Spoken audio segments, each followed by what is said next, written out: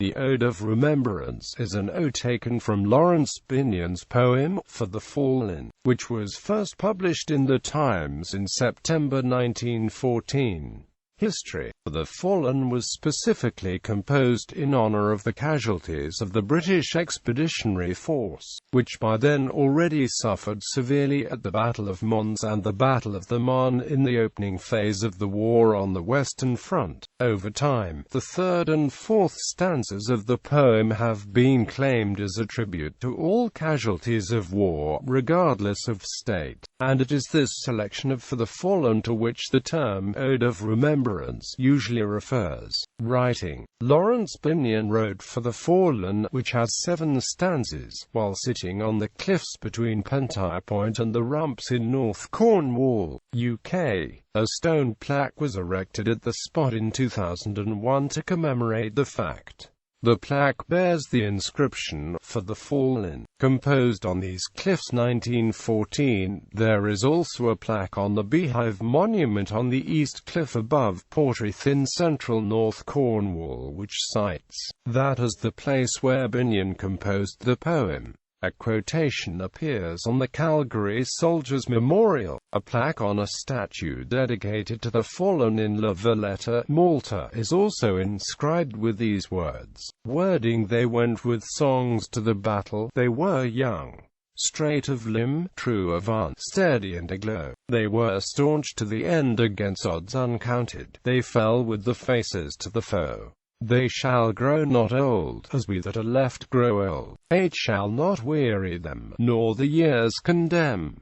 At the going down of the sun and in the morning, we will remember them. They mingle not with their laughing comrades again. They sit no more at familiar tables of home. They have no lot in our labor of the daytime. They sleep beyond England's foam. The second line of the fourth stanza, Age shall not weary them, nor the years condemn, draws upon Enobarbi's description of Cleopatra in Antony and Cleopatra. Age cannot wither her, nor custom stale. There has been some debate as to whether the line, Age shall not weary them, nor the years condemn, should end with the words, condemn, or contemn.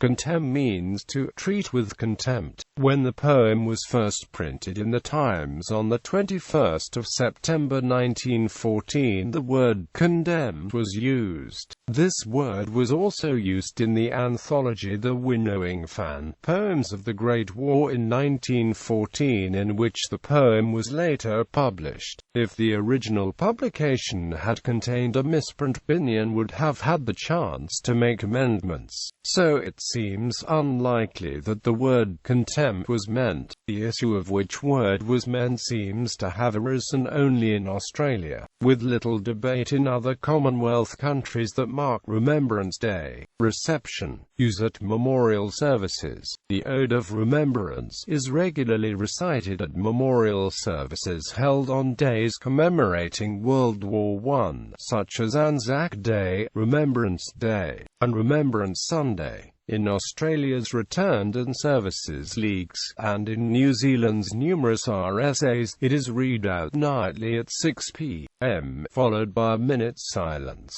In Australia and New Zealand it is also part of the dawn service at 4:28 a.m. Recitations of the Ode of Remembrance are often followed by a playing of the Last Post. In Canadian Remembrance services, a French translation is often used along with or instead of the English ode. The line "Lest we forget," taken from Kipling's poem Processional, is often added as if were part of the ode and repeated in response by those listening, especially in Australia. Several Boer War memorials are inscribed with the phrase showing its use pre-World War I. In the United Kingdom, Australia, New Zealand and Singapore, the final line of the ode, "We will remember them," is repeated in response. In Canada, the second stanza of the above extract has become known as the Act of Remembrance, and the final line is also repeated. The ode is also read at the Menin Gate every evening at 8 p.m. after the first part of the Last Post. It is mostly read by a British serviceman. The recital is followed by a minute of silence. Like the Menengate, the Australian War Memorial incorporates the ode into its last post-ceremony, where it is read by a member of the Australian Defence Force and is followed by a minute of silence and a bugler playing the last post. Musical settings: Sir Edward Elgar set to music 3 of Binyon's poems as The Spirit of England, Op. 80, for tenor, soprano, solo, chorus, and orchestra. His setting of For the Fallen sparked some controversy as it was published after another setting of the same poem by the composer Cyril Rutherm in 1915. Neither composer was responsible for this, and Elgar initially offered to withdraw but was persuaded to continue by the literary and art critic Sidney Colvin and by Binyon himself. They Shall Grow Not Old was set to music by Douglas Guest in 1971, and has become a well-known feature of choral services on Remembrance Sunday. Nottingham-based composer Alex Paterson also wrote a setting of the text in 2010. The text of For the Fallen has also been set by Mark Blatchley, for treble voices, organ and trumpet. In March 2015, a new musical setting was released by Gil Orms, Time of Our Darkness. The title of a novel by the South African author Stephen Gray is a reference to the last two lines of For the Fallen, as the stars that are starry in the time of our darkness, to the end they remain. Artists' Rifles, a CD audio book published in 2004, includes a reading of For the Fallen by Binyon himself. The recording itself is undated and appeared on a 78 revolutions per minute disc issued in Japan. Other Great War poets heard on the CD include Siegfried Sassoon, Edmund Blunden, Robert Graves, David Jones and Egil Rickword.